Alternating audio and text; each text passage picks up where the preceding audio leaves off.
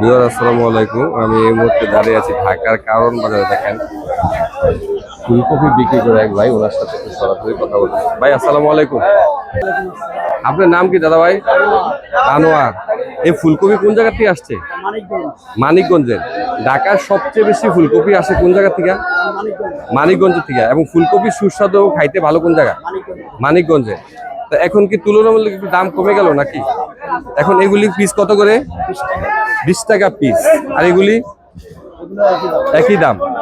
তো এই যে ঢাকা শহরে যত পরিমাণ ফুলকপি আসছে, এটা অনুমানিক কত হাজার ফুলকপি সম্ভব? 1 কোটি? এত হবো না, কি বলেন?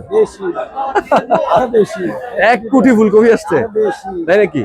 কয় কি? আর বাঁধাকপি অনুমানিক কয়শো? 50 লাখ? 50 লাখ? এত না, কত কত?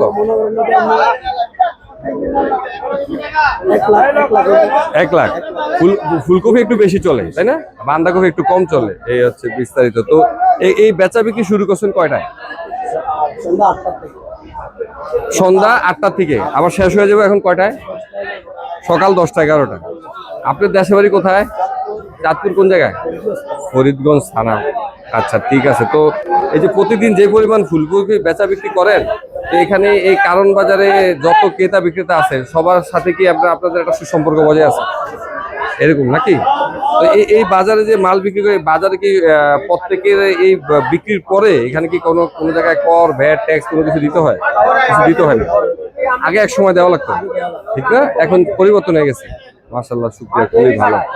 তো আপনি যা বেচা বিক্রি করেন, আপনি কি মোটামুটি সন্তুষ্ট? মাশাআল্লাহ, শুকরিয়া ভাই, অনেক গুরুত্ব সহকারে আল্লাহ শুকরিয়া আদায় করেছে, খুবই চমৎকার। ওকে ভাই, ধন্যবাদ। ঠিক আছে।